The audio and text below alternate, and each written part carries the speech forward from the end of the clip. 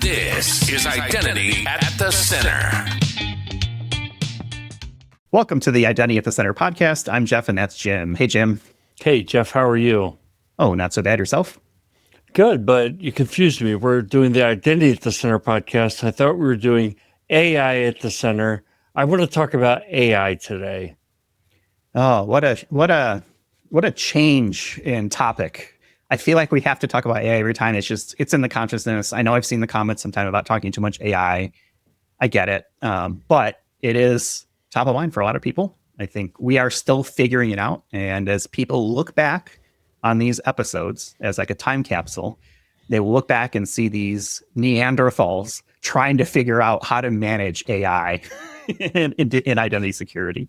Yeah, it'll be like Beavis and Butthead. Like, that's AI.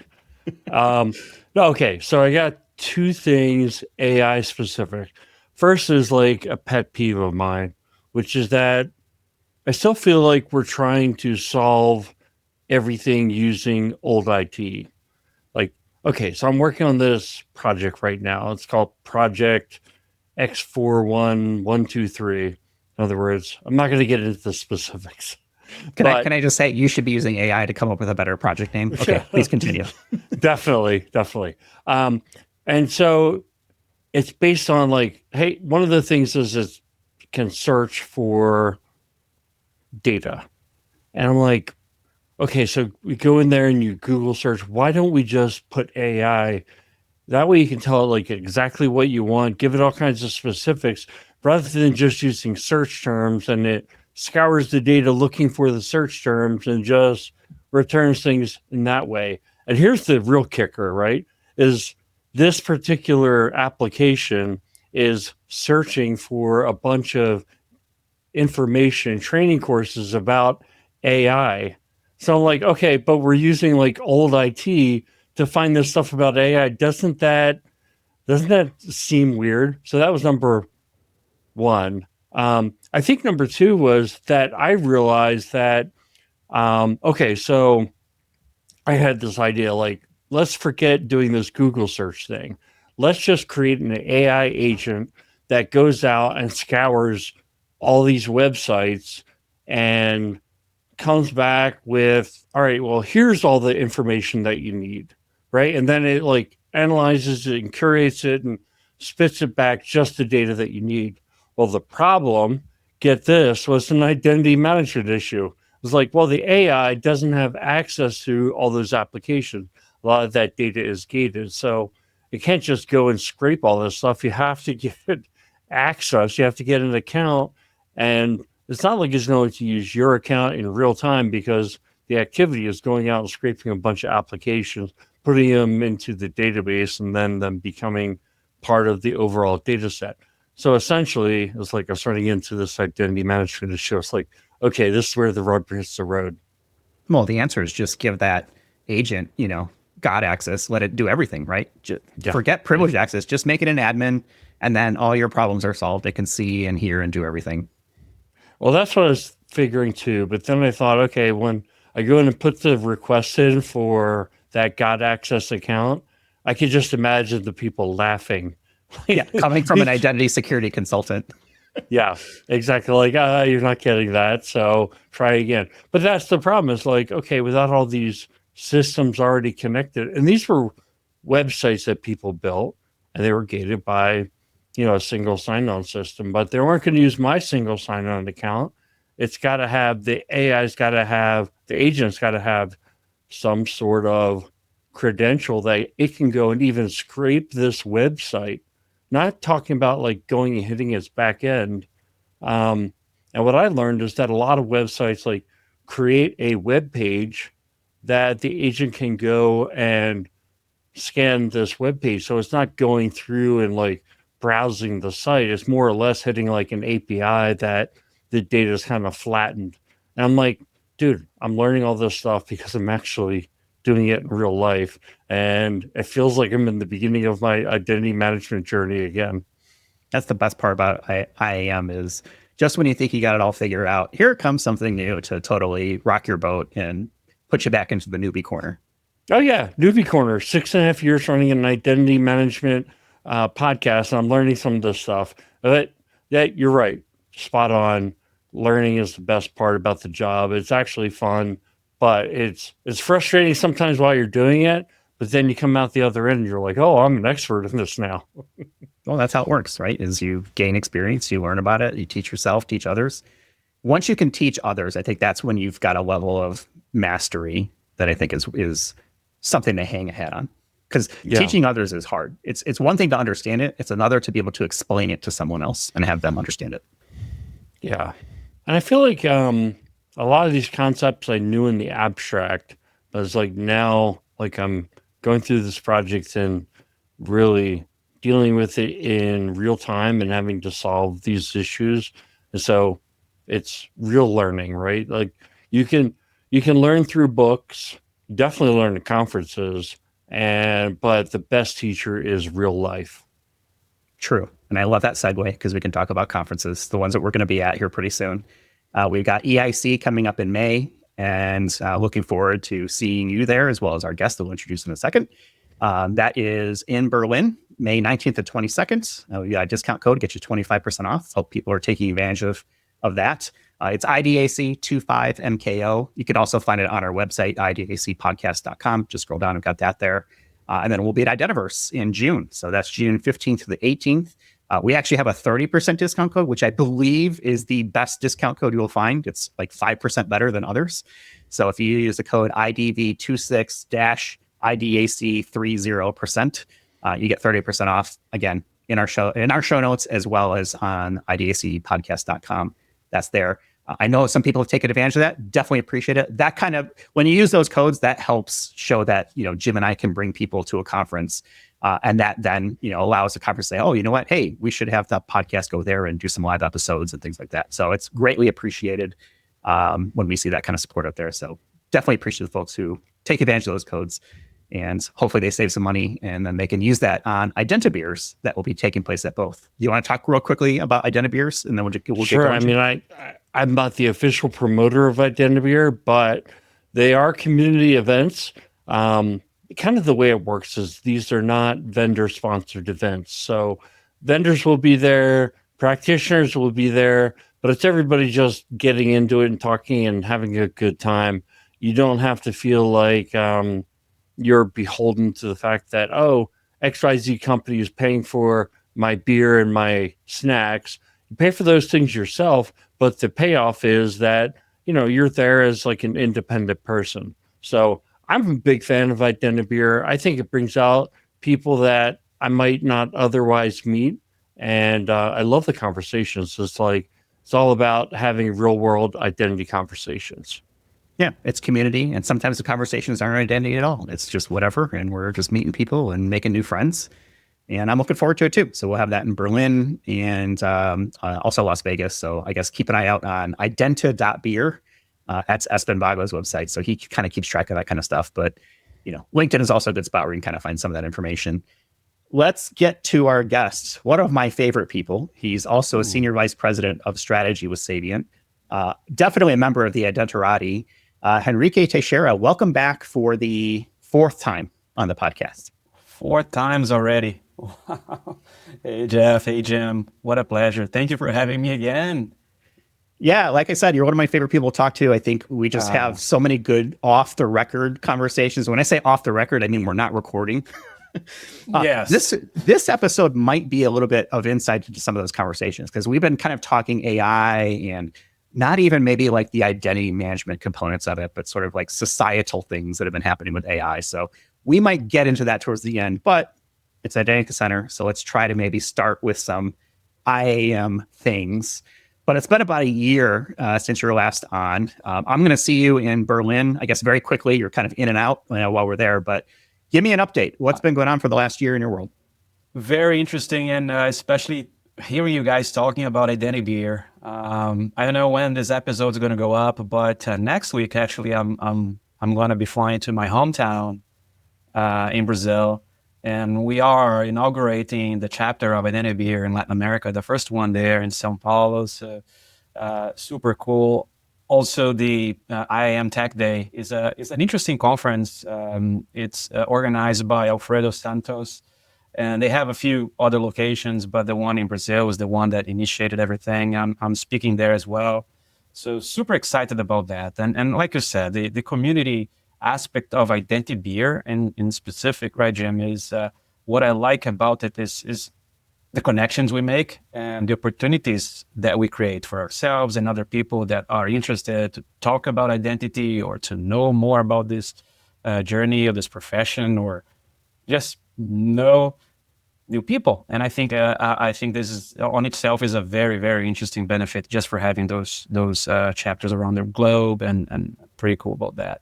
And Jim, very interesting choice of a topic for the opening, AI. I don't think we talk about AI enough, so thank you for that. Yeah, I think probably if you're doing a shot for each time we say AI in this episode, you are 3 sheets to the wind by now. Yeah, you're not going to make it. Pace yourself. Right. It's an interesting one. But thank you. 4 times. Wow, I can't believe it. But I'll be back anytime. Well, I appreciate that. So by the time this episode goes live, I think it'll probably be a week before EIC happens. And the one thing I kind of want to note there is we call this thing Identity Beer, but it's really open for everybody. I think I'm pretty much on record at this point. I'm not much of a drinker, but I go, maybe I have, half of one, maybe get a Coke or something like that. But it really is non-alcoholic beverages. Yeah. I like to emphasize that every new chapter said, non-alcoholic beverages are also welcome. So we accommodate everybody. I think that has to be that way. So I don't know how much you liked with the intro, if you're kind of thinking, man, I can't believe Jim runs an identity podcast or what, but everybody's talking about this agentic AI. And I know you've been talking about it a lot for the last couple of years. And, recently I've seen a lot of things where you're talking about this AI control plane for identity, or it's a AI identity control plane. Can you talk a little bit about what that is? Yeah, and I think, Jim, everybody's trying to put AI in a box. With things like the project Glasswing that was launched not too long ago. I think it was April 7 when Anthropic announced this thing. With the hype and the amount of marketing around this thing, I would be scared as well, right, about this thing. So when we think of the control plane, I think it's an intent of the industry to, we gotta control these things. Like you said, you're learning every day. I'm learning every day, and when I'm talking with Gartner, my former colleagues now, I pay them, right, to get advice, but also I talk with Copy.Call, I talk with even smaller firms in this industry. There are so many different terminologies. I know people used to complain about the acronyms, so there are new acronyms coming up, and for example, if you go at, I think the way Gartner is calling those are agent management platforms. But then if you talk with other firms like the one by Francis Odom, right? Francis is running the security on the software analyst, SAB Research. I want to say that name right. So Francis is calling that UADPs, Unified Agentic Defense Platform. So it's more on a defense and detection type of thing. So there's a lot of different names for this type of things. I think people in our industry, they're still trying to figure it out, what are the different things. And I think, who said something? I think it was Simon Moffat also, of course, writing amazing research on the topic and saying, he said something about identity security, which is, and I think it's related to this. The way he described it is because he maps a lot of vendors in the identity security space. Well, I've mapped more than 70 vendors out there calling out identity security, and they're not competing with themselves.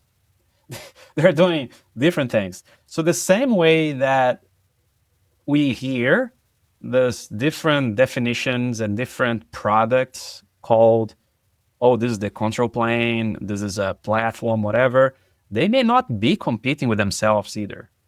I have that hypothesis because if you look at the way Gartner is looking at, it's more on the, they have the security element of it, but then they talk about libraries, tooling, dashboards, the observability, like deploying agents in desktops and this kind of stuff, right? The operating and orchestration of that.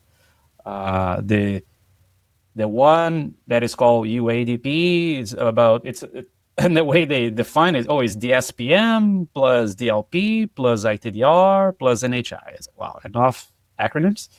But it's a little bit of the DLP area, right? The data security with identity security together. So it's completely different from the definition that Gartner was also working with. So I don't think they're competing. And I wonder what buyers would be thinking on that. So saving themselves, right? So we have launched the control plane for identity as well, which is very identity centric because that's the focus of the company. And I think we're going to see more of that. People perhaps overusing this. Same with identity, not identity, but agentic or AI governance.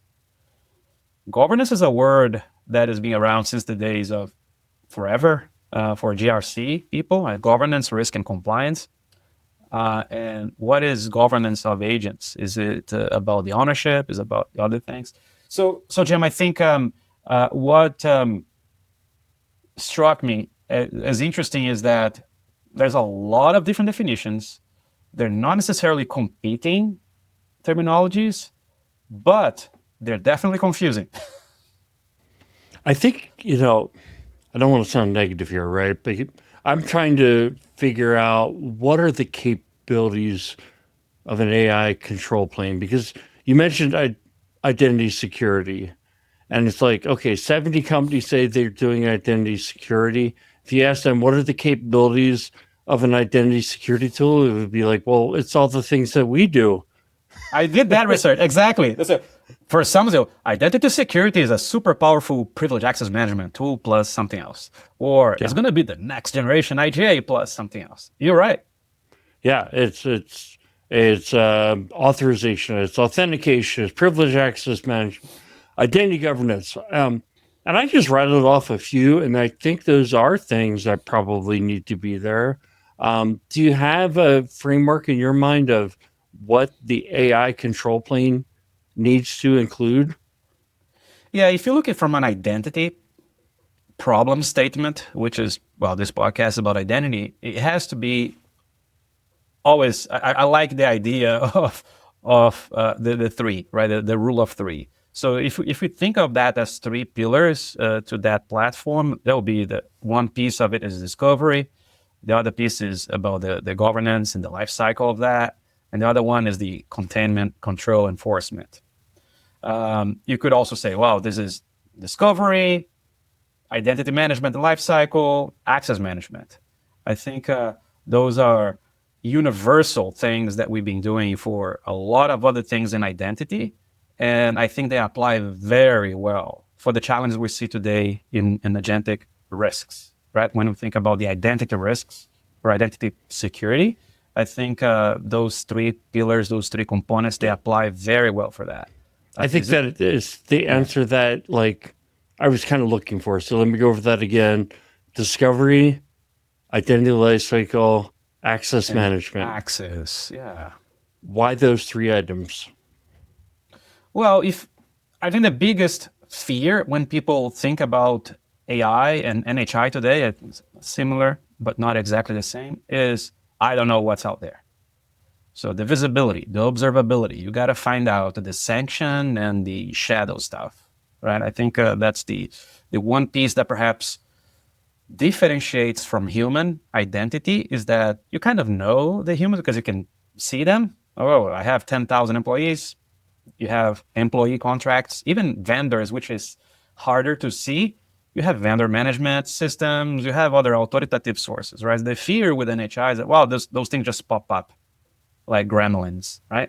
And then it's hard to keep up with that. So I think visibility becomes like a bigger pillar for this type of problem than it was for humans. Visibility of humans, it was not a big deal in workforce. It was not a big deal in CIAM, but it is for NHI. It is for AI. So that is 100% necessary. The second one, and it was Simon who wrote this, a lot of players in that space, they treat the ownership as it's a secondary thing. I think it's such like a massive, important thing. I think I've been talking about this for more than a year, perhaps close to 2 years. The ownership is the key pillar of everything that we do with machines in general, AI or not AI. Machines in general, they need to be owned by humans.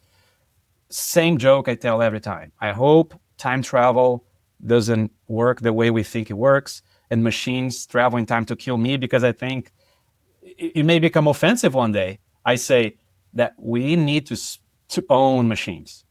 They can't be there by themselves doing things what they want. No, we humans, we are accountable. We are the ones responsible for that. So the ownership, the governance. I've heard a theory. I've heard a theory that maybe humans will work for the machine someday. Oh man, okay. I think machines are great, and I just want, if any machines are listening to this, my name is Jeff, and I'm one of the good ones. Yeah. See, maybe they'll watch. Didn't say they'll come back. They'll save Jeff. And they'll kill Henrique. But to Jim's point, we hear a lot about human in the loop. How crazy is that? Think about human in the loop. It's almost like the loop is this huge thing, and the human is this tiny piece here. So we are part of a loop of machines, and we are their slave. But you know what I mean? And I think it's a very interesting point to think about. And Jim, I think I think you brought up with me in a separate conversation about this. That would be a point where the machines are doing their jobs and they hire humans to complete, like, hey, I need to do electrical work to finalize this house. So I'll find a human, like Uber. The human do the work for me, the connections, and then human, okay, I'll pay you some tokens, and you go happy in your life and put your VR goggles in your home, right? And then that could be the future, which I don't like that a bit. But when I hear human in the loop, that's what I think about. Yeah, it doesn't sound like in the loop is the primary actor, right? It's like, oh, you unimportant plebe, we'll let you know, but we're going to keep going. It's kind of, okay, so you cover. Yeah, let's think about the human in the control plane. The human in the control plane, yes, I can support that idea. You've got discovery, you've got identity lifecycle, which I think includes a lot of different things. It includes, the governance, ownership, the succession management. So if your owner dies, request approve, you've got the provisioning, you've got the access reviews, you've got also role management. Then you go over the permissions. The third one was access management. What does that include? I think the runtime stuff, right? So think about what the challenges we see today with the authentication authorization of AI is that now it's not only policy based and more, right? So policies are not enough. So if you say, hey, you are authorized to read and write my emails because I want you to organize my inbox. So clean up my inbox. The bot may think, okay, let me erase everything, then it's clean. So no, that was not the intent. So I think the access management, the runtime stuff, Jim, we're going to see this more of intent-based authentication, intent-based authorization, more on the authorization side, but say, okay, you are authorized to do a lot of things from a policy standpoint, but from an intent, you are more restricted. And that is a whole new concept that didn't exist for humans, right? How far along are we as an industry? I mean, are the tools that we make available for, I'm not talking about your specific company, as an industry, do we have everything that people need to manage the problem? And then for organizations, are they going to get caught flat-footed with this? No, I think we're not there. Even for humans, I think there's still a lot of pieces missing there, right? But I can give examples without, this is not a shade on anybody, but I think a lot of startups, they start with the visibility, which is a very big problem. A lot of them are doing what we call IVIP, right? The Identity Visibility and Intelligence Platforms, the acronym Gartner uses, or the ISPM focus, they do that. Perhaps they do some lightweight other things. There are very few that do the runtime authorization, authentication piece, like gateways and stuff. And so, no, I don't think there's a lot of companies doing the three. It's not just because my employer, but. So with that framework that you gave, if a company is, or an organization is kind of in the beginning of dealing with this, they realize they haven't done enough, they need to catch up. Where do they put the focus in terms of getting ready to manage the identity of AI agents properly? Yeah, think about this. It really depends on the stage that company is. If you are a startup or a company starting today, right? So you don't have a lot of legacy stuff. You could start with I would say the governance piece. And I said this on another interview the other day. Say the first agent that you launched, it should be already with the owner. It's nice, and you're gonna recertify access of that agent. If you're not ready to govern that agent day one, you're not ready to launch AI at all. Now, if you are another type of organization that have a lot of legacy, you have this huge infrastructure that you built over years in cloud, you have API keys everywhere, you may be benefiting, hey, I don't know where things are. Starting with the visibility, the hygiene piece, maybe my recommendation. The access management and the runtime, inline enforcement, I think will be a third thing that we can do, which is very interesting. That is a different order when we think of workforce, right? That most companies, they will start with an IDP, right? They have either an SSO, an MFA tool. They start with that. It's a tool they install. People authenticate through that. I think for agents, I see this different order of things, at least for now. It may be different in the future. Yeah, I feel like a lot of insight there. I think that last point also was a nice bow that you put on it, which is different. Like humans, usually organizations start with their IDP and then go into maybe like an IGA mode. IGA and then PAM, right? Yeah. I also kind of feel like with this framework, all the components add value, but I don't think you have to build any of them out completely. Like you don't have to solve all identity lifecycle. You can just focus on some of it. Okay. Yeah. Yeah. Good. And I think perhaps, like you said, to put a bow on it is thinking about the scope of what you're working with. And that's, it can be kind of surprising, but when I speak with clients and leaders, sometimes, wow, the scope is so much, it's even hard to grasp how big is the problem. But okay, now let's create compartments and start fixing this. You're right. We don't need like the whole thing for the whole depth of capabilities for everything. And I think having that realistic approach to the problem, it can be less overwhelming. Right? Otherwise, you're gonna be pulling your hair. I don't want to do anything. Hands in the air. I don't know. I give up, kind of thing, right? So I hope people feel more motivated. There's perhaps a prescriptive step that we can do and measure, okay, improvements. I use this analogy with my son, right? So sometimes I say, I don't think I can win races in skiing. I think, yeah, man, but the whole point is, number one, are you having fun while you're practicing?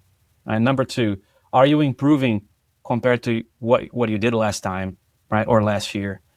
So same thing I'm telling my kids, perhaps to the CISOs out there. Are you having fun while you're doing this?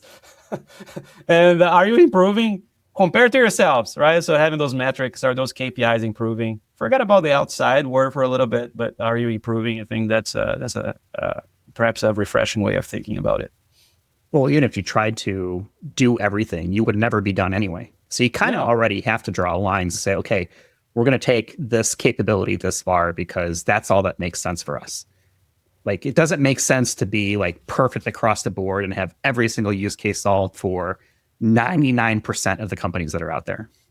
Like, you have to draw a line somewhere anyway. You're never done. Absolutely. I agree, Jeff. I want to pivot the conversation a little bit into analyst territory because you've got experience in this space, formerly with Gartner before you joined the dark side and went to product, right? In the same way that I was an enterprise before I joined the dark side, I went to consulting, right? Yeah. I'm curious what your thoughts are on how that traditional approach of, I look at these analyst reports and say, okay, here's where the information is coming from. And now we've got chatbots that will surface a bunch of information. Jim kind of mentioned it up at the very beginning here of, building like search engines to surface content, et cetera. Yeah. I'm curious where you stand on sort of that analyst model, because I think there's a shift that's sort of in progress is happening. I'm seeing it in consulting. I'm also seeing it maybe at the analyst level. What are your thoughts on where AI is maybe starting to change that business model a little bit? I think the analyst world is changing. I agree. And I disagree that AI will destroy the profession of analysts. Of course, full disclosure, for the ones that don't know, I'm a former analyst, right? So coming from that world, I have tremendous respect for the profession. Today, I use them as a client. So I became a client of analyst firms. And so coming from that perspective, I think AI can help a lot in the way and the speed research can be written. Right? Because there's a lot of the process is taking an idea and digesting that idea, research, writing. I think a lot of the editing. I remember when we were publishing Magic Quadrants, there was like weeks of that process. Like, I'm not creating new data. It was just the editing, looking for English grammar corrections and other factual things. But so absolutely, it can help there. I think even for perhaps easy to find answers. I was researching the other day. Say, hey, I'm my fridge here at my house. It's kind of getting old. What's the best fridge that can fit here? And I think a lot of CISOs, they are doing that. Sometimes they come with our sales reps at Saviynt and say, hey, the client Googled this or asked Claude for who is the best IGA tool. I think, well, they're going to get what is publicly available out there. I think the AI will be interesting and helpful in just finding data that is available. But to Jim's point, not all available, not all knowledge is like readily available, right? Not yet. But what is not going to be there is the actual analysis. And by that, I mean, to find strengths and weaknesses, that's easy. Very easy. You can quantify. You can even have a scoring system and say, this is stronger, this is weaker, this is better, this is not so good. So you can quantify things. And I think AI can even help you quantify things. Now, what's best for you? If I'm buying a refrigerator, do you like French doors? Do you like style? Do you like price? Do you like space? So those type of things will influence a lot the analysis here. And since my 2 years in this role, which is strategy and includes competitive intelligence, analyst relations, I think more and more I use the analyst information to help me with that part of the inference of the data, right? So I have the data. Everybody has access to data today. I think the data is very cheap to obtain today. So, and by the way, just a little parenthesis. If you're building a business model in accumulation of data, even if you're like an individual, I hold my data, you're done. That is going to be killed by AI. Yes. And your peers, they're not going to be your friends. They're not going to have fun working with you because if you protect it. No, bring them, share data. But now the inference, right? So the analysis on this is the best fridge for you. You guys, you are in consulting, right? So how many times a client would approach us and say, I have this problem. What's the best solution for me? Right? It could be anything. It could be guitars. It could be cars. The first answer is always, it depends. That is the first consulting answer. It depends. Right. And so that is my long answer to say, no, I don't think AI will replace them. But also because I think humans like to pay to see humans on stage doing human things. So, yeah. So from the conference perspective, Yeah. I keep hearing this thing that companies that are going to succeed in the world of AI are ones that have built a moat. And so when I think about analyst firms, I wonder, what is their moat? What do they have that will prevent AI from eating their lunch? I think the other thing that I hear a lot is that the value will be in the data, having the proprietary data. The analyst firms have that, and yet Wall Street's been punishing them because it's, well, what is this AI going to do? It's going to eat their lunch. But it seems to me that, the analyst firms are also providing net new data. They're creating the data by, not all the evaluating data, the analysis, right? So I'll give an example. Yeah, Jim, which is quite, perhaps this is a secret world in analyst firms, but it's not a secret per se, but people they look at the reports, they look at the events, right? The conferences, right? But while I was at Gartner, I was taking more than 1,000 inquiries a year, which means I was talking to another human on the other side of the phone. They're telling me problems. I was listening to problems and recommending solutions. That become data points that we can extract. Oh, there's like half of them, they were concerned about IGA. Half of them were, and that, how can you automate that with AI, right? That type of data point, by the way, right? If I ask the question this year, they're going to say something. If I ask this question next year, that's why it's a machine of inquiries. So, and next year, the trend is going to be different and shifting to other areas, but because I'm a human talking to a human. So that part of the equation here, I think it's very difficult to replicate. That's why the moat for Gartner, Forrester, the other firms, there are based on inquiry, just they scale, but also the data, they're fresh.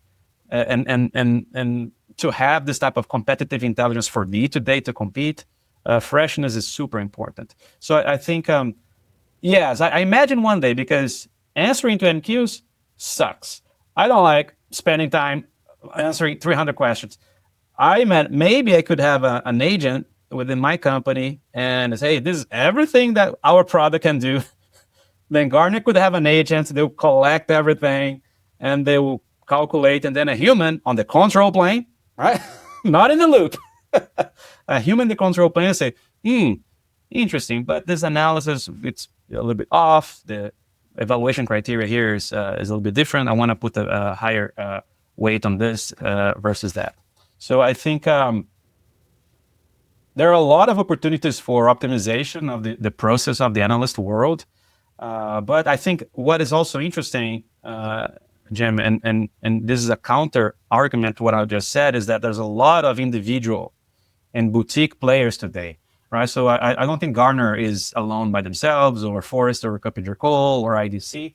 I think there's a lot of amazing people, right? I mentioned some of them already, like Simon Moffat with the Cyber Hut, or Francis Odom, or Lalit Choda. There's a lot of interesting, it's almost like a new crop of boutique influencers, individuals that are also creating this very pointed type of advice. And I think buyers are listening to them more as well, at least using them in addition to the traditional model of the analysts.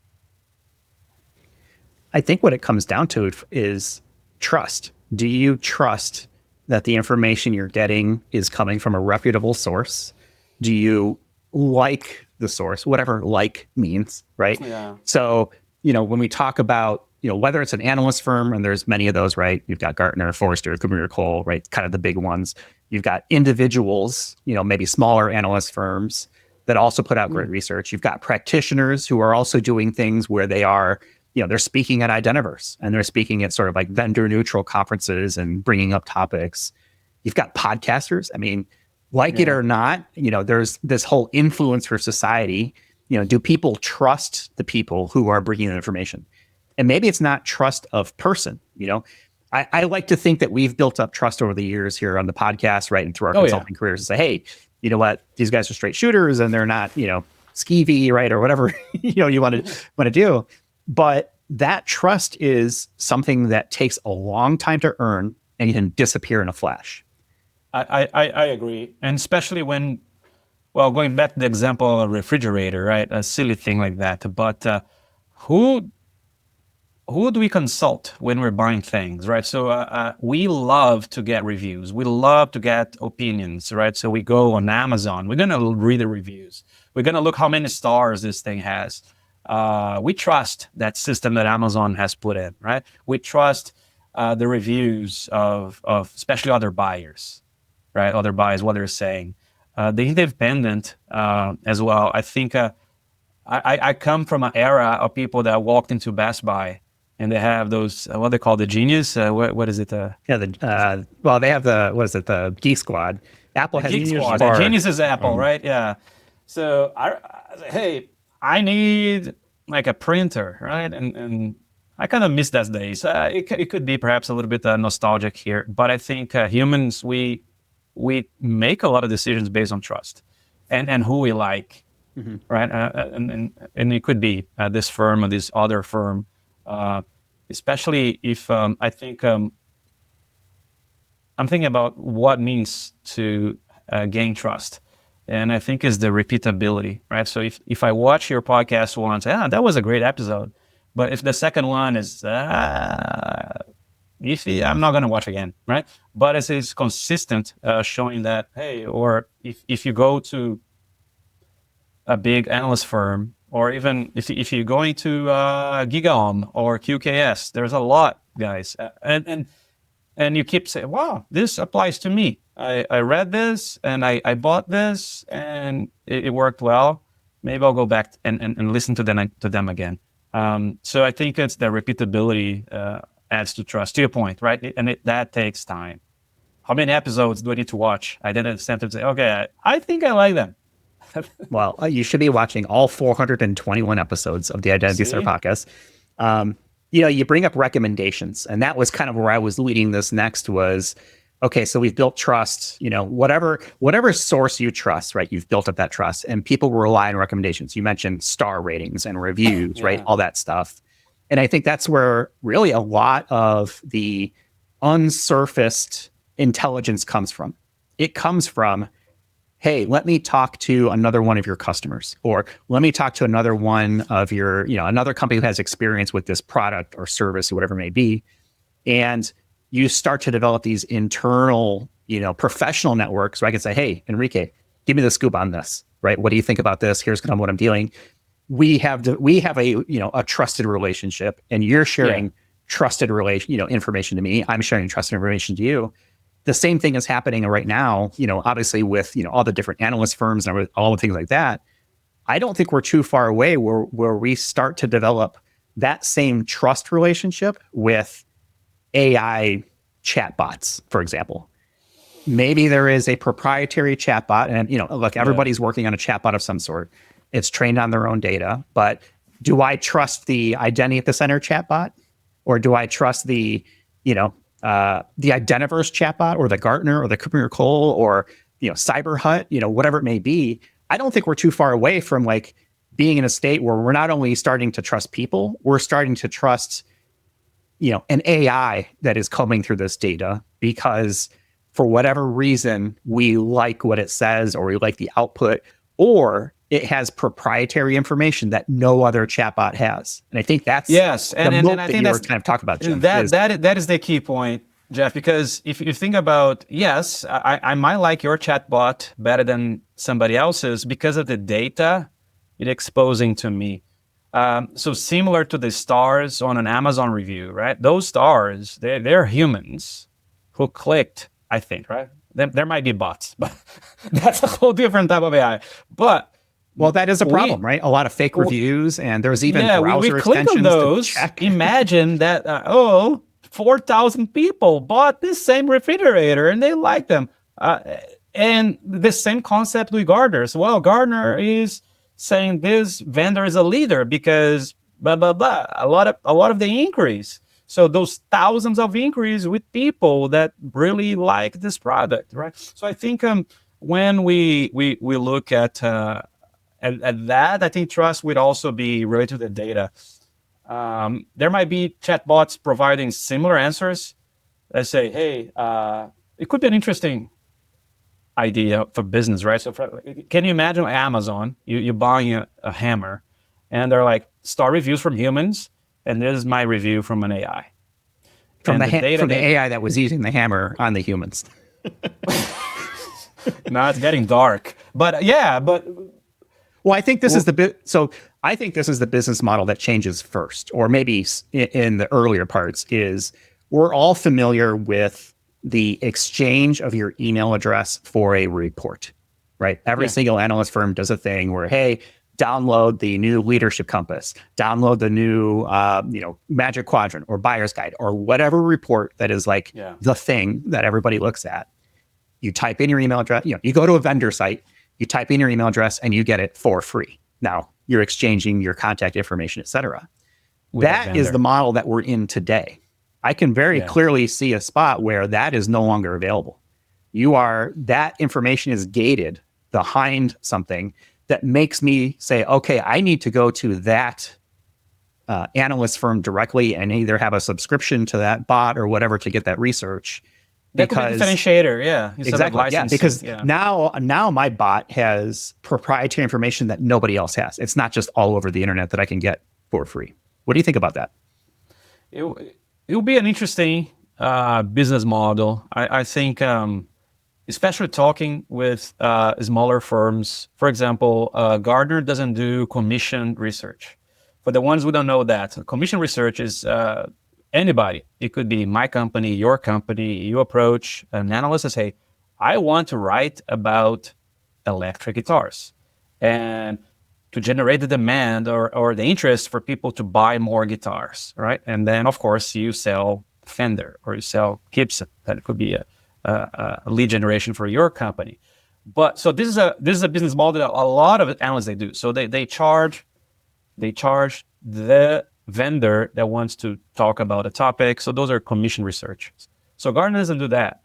They charge their clients subscriptions to have access to this increase. Which is a very intelligent model. So I'm a client. I pay Gartner. I ask them questions. They take data points from our conversation and say, wow, that was another client who mentioned this vendor. So that is also feeding their engine of data they sell in their reports. That's why I think it works so well.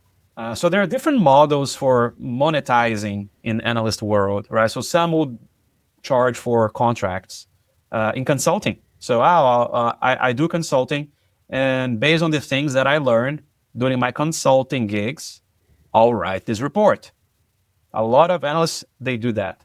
And there are influencers too. Some, it could be a former tier 1 analyst, they leave and they do lectures, right? So they will make their money on the events and as a speaker and stuff like that.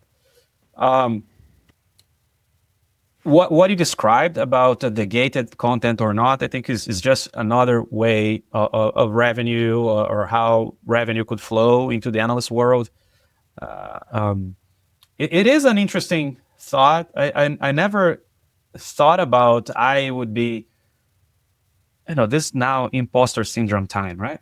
I never thought, okay, maybe Henrique by myself, can I be an analyst, right? And having my firm like Cuppinger, Martin Cuppinger, he was an individual once until Cuppinger Cole became Cuppinger Cole, or Francis Odom, or Simon Moffat, or Lalit Choda. So that's why I say, well, those guys are amazing. I think I admire the courage. I think anybody that has the courage to launch an organization or launch a company, I think, well, you guys, what you did with podcasts, I never launched my own company. Maybe one day, who knows? So what I was going to say earlier when I brought up the moats, I think the moat that analyst firms potentially have is IP rights to their information, especially to their analysis. So I don't think it's legally kosher for an AI, a large language model that's owned by a company, to take that information, go out and procure it, however, like create a fake email address, get that data and plug it into their model, and then start spitting out like, hey, Saviynt is in the upper right quadrant. I was like, what are we talking about? If you could prove that essentially is taking that IP and passing along as its own, that is totally not kosher, right? I think also, when you think about it, though, there are businesses and individuals who are paid to train AI models. I learned about a business where I know people doing that. Yeah, they're lawyers and they train AI models on how to review legal documents and things like that. And I know I've gone to LLMs and uploaded files and said, TLDR, basically summarize this document for me or find something. And now that's part of the model, right? I just trained the model with IP that belonged to another company. So I haven't heard anything about lawsuits about that yet. And I don't know what it would be based on, but I really it's all feel over the like, place. Well, you may have heard the whole, artists. Yep. There was a whole controversy around copyright and infringement when they say, well, this is AI generated picture. Well, no, this was a real picture. They just add another finger, right? But it was an existing picture. Maybe they swapped the faces, but it is art that somebody else created, right? So there's a whole interesting discussion. I am a big advocate to talk more about that because I think it's a big risk. I think the risks of AI in culture and appropriation of things, but even more, the effects and the negative effects of AI perhaps the erosion of culture itself. I think it's big. I don't want to perhaps be very, very, let's say, controversial here, but I think, yes, we are afraid of AI replacing jobs. Yes, I think this is a real risk, but I think the risk of AI eroding culture is bigger. So give us an example, because I kind of feel like technology overall, not just the internet, right? Even before the internet, technology overall has been eroding culture. I mean, let me use an example that comes to mind, which is when I was growing up, there were like 5 TV channels, right? And you could go to school the next day and say, oh, did you watch this show? Everybody, half the people watched that show if it was the popular show. I tell you, I've got like 500 TV channels now. There's no way that we, and we have streaming. I've got all these apps, and the technology has just made it so that we, people don't enjoy the same cultural experiences from a TV perspective. But you are describing what is called a shared experience, right? And we as humans, a big portion of our culture of humans is to have those shared experiences. It could be artistic, like you go to a concert, right? Or you watch music together. It could be sports or religion. And I know this part of the discussion may sound like tinfoil type of fear-mongering, but hear me out. I think the risk that we're talking about here is instead of having that shared experience which generates cultural moments, for example, the last episode of Game of Thrones, like it or not, right? Everybody was watching the drop of that episode. We are all talking about the same thing. With AI technologies becoming powerful to the point where I can create not only pictures, I can create a whole movie. Think of Sora that just got shut down, right? Sora was this AI application. It could build smart short clips, but it's not too far-fetched to imagine that we could create a whole episode of a TV series, say, hey, I like Back to the Future, I like Star Wars, I want to mesh up with Rick and Morty, and then make a series. I'm not Which would be awesome, by the way. I would totally sign up for that. Right, I would Wars, too. I would too. But the risk is then we create this individualized content that is amazing for me. Maybe for me and Jeff only, right? Maybe we share that experience, but then billions of users will never heard about my crazy mesh up story, right? And I think we miss that social experience of, okay, we we like the same thing, or even we hate the same thing. If we go to a concert, Justin Bieber, or oh, there's this new band they call this is the anti-AI movement with the ADP. It's angine de poitrine. I had to mention that as a mandatory item if you heard them. So this, I don't know, have you guys heard this band before? I did check it out after we talked about it the other day. Yes, it was cool. It is microtonal math rock, and they just came out of nowhere. But they've been playing together for 18 years or something crazy like that. But they just have this. They say they're aliens, right? They arrive on Earth. So this is a perfect example of something outside of AI because the music looks like AI because it's so nuts, and the costumes are crazy, like they're dressed up like aliens and whatever. And what happened was this cultural movement that everybody was talking about it. So Rick Beato, influencers talking about this thing. So I think that type of the AI eroding culture, the risk is if we go that route of creating content, and it could be a song, it could be art, paintings, music, movies, we're getting to that focus of just me enjoying this, and then we're missing on that bigger picture of the shared experiences. I think we started with that, by the way, Jim, when we think of streaming for music, right? So the ability of creating playlists, right? So we were not listening to albums that were meant to be listened anymore, right? So I have my playlist, which is different from yours, which is, so we share that perhaps the song is, oh, I like that song or I like that band. But we were doing that a long time ago with mixtapes, right? I don't know if you did this when you were young. The whole world was, maybe not, maybe it was just me, but you would drop a cassette in your stereo. The radio? Listen to the radio station and then hit record when the new song started. And if it wasn't the song you wanted, you'd rewind back and wait for a song you like. Now it's like you've got this golden mixtape. And if somebody and then the DJ would say some bullshit in the middle. That was Linkin Park. I said, oh man. Yeah. You get those tidbits. And now we pay for that classic experience of having that stuff in there. Right. But that's what I meant on the erosion of culture. And so I'm not too bothered about the AI-generated music or the AI-generated art. I've been using electronic drums, AI drummers, for making music for decades, perhaps 10 years. 15. I remember Fruit Loops was one of the software that I used for creating drum tracks, and it's okay. I think that's fine. I don't think this is AI. I don't think people care. I don't think the next generation will care if it's AI generated music or not. But I think the shared experience is going to be important.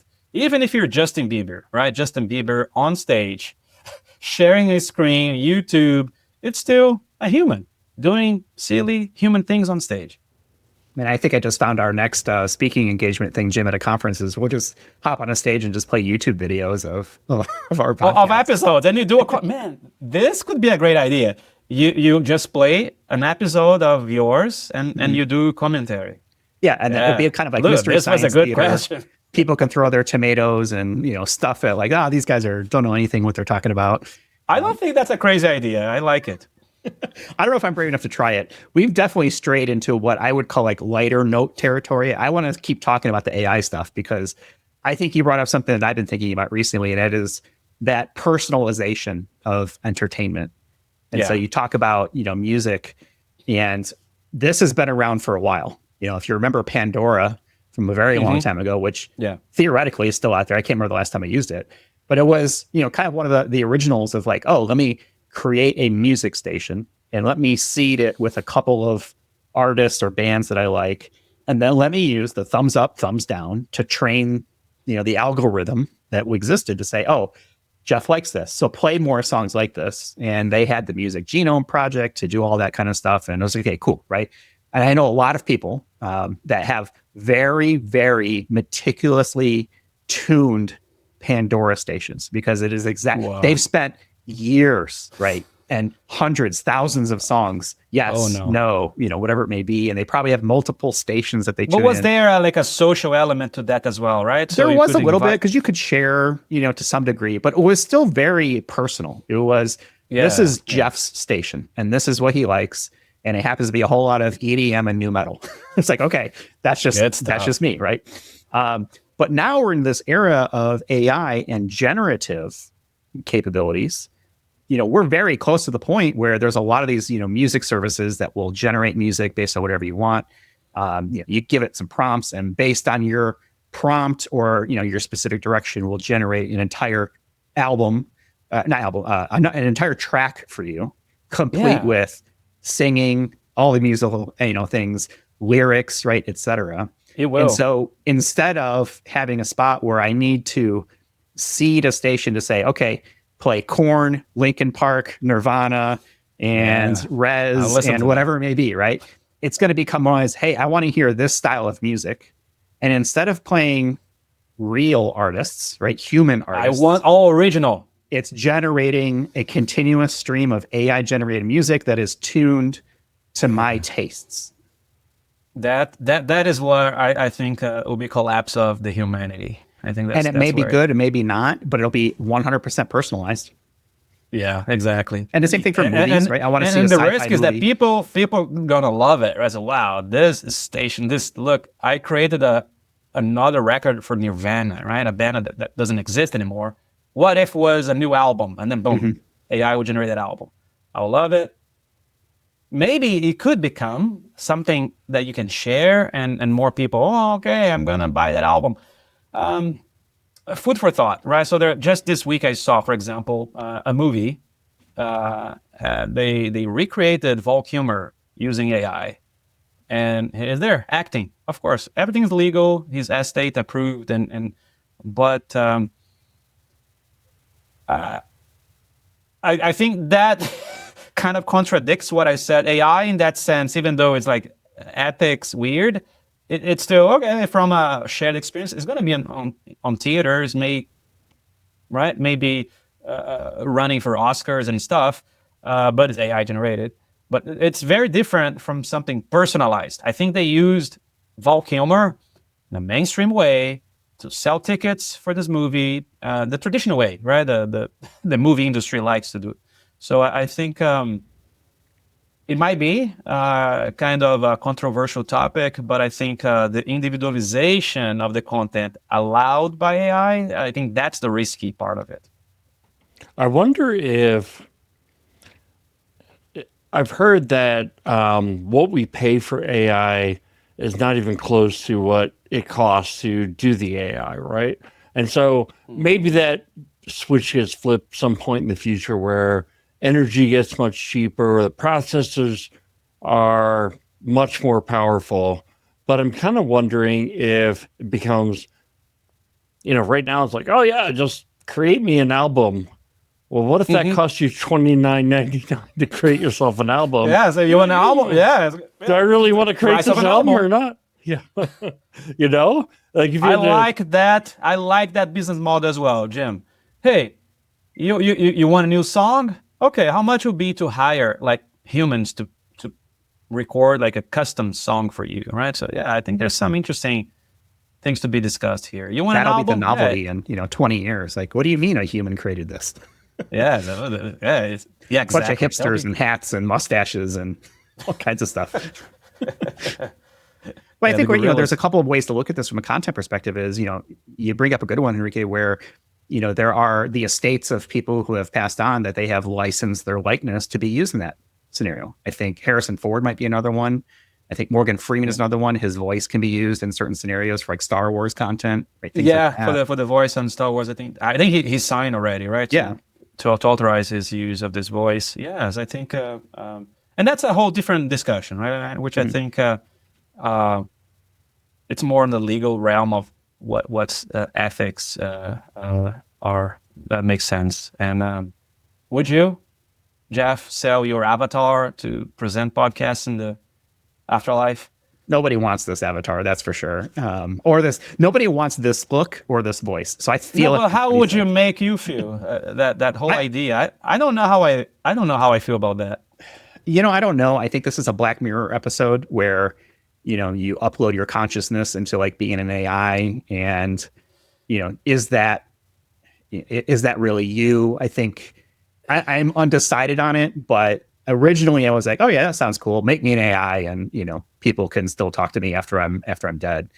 And then I don't remember where, I think it was a Black Mirror episode that I saw. I was like, oh, maybe I don't want that, because they brought up some really interesting kind of negative things that I hadn't really given a lot of thought to. So I don't know. Junipero? Yeah. San Junipero, is that them? It might have been that one. I don't know. All I know is we put out a public podcast, and so there is nothing stopping anyone in the world from taking the, I think, almost 400 hours of content that we've produced and doing something with it. I mean, I do it with our AI episode every April 1st.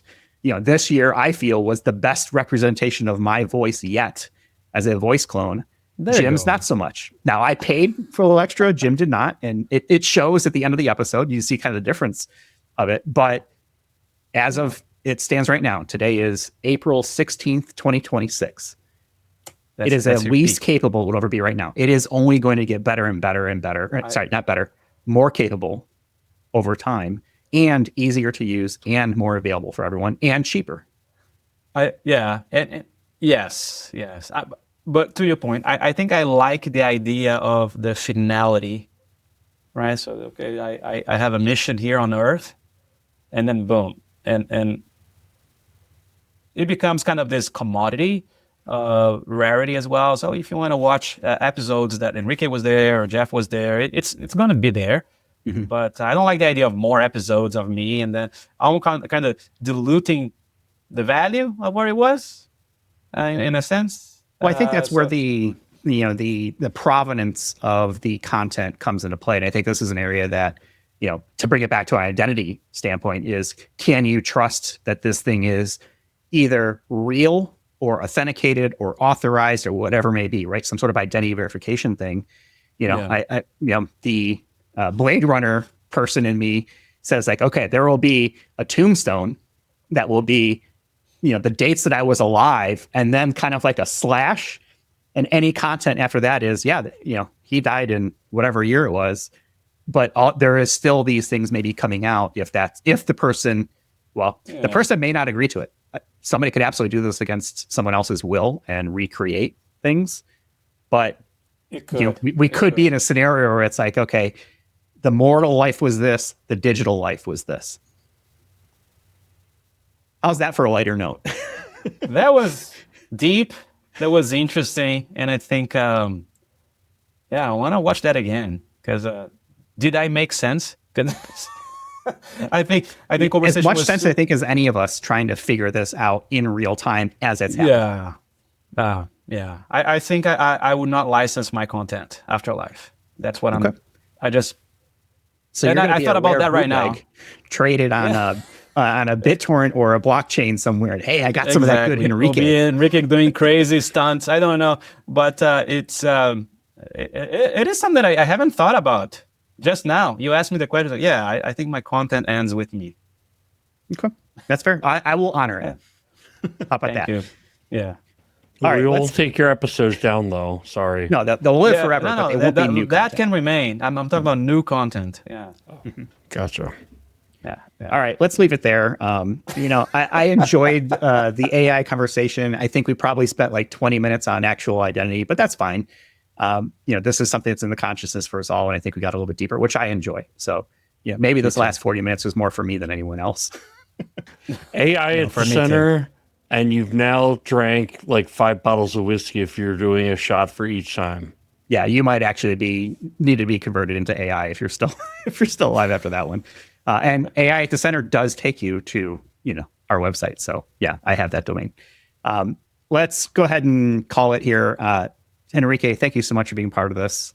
It's always a pleasure to have you on the show. I'll have your LinkedIn connection information in our show notes for people to check out. Looking forward to see you in EIC. I'm sure I'll see you at Identiverse in a couple of months. And you can connect with Jim and I on LinkedIn. Tell us how crazy we are. Tell us you want more or less AI content, all that stuff. We're always open to that feedback. And don't forget to like and subscribe. And if you didn't like this, send it to somebody you hate. That's fine too. They can listen. idacpodcast.com for all the information, especially all of our discount codes that we've got for the conferences that we have. So that's it. Thanks everybody for watching and or listening. And we'll talk with you all in the next one. You've been listening to Identity at the Center. We hope you've enjoyed the show. Make sure to like, rate, and review. And we'll be back soon. But in the meantime, hit the website at identityatthecenter.com. See you next time on Identity at the Center.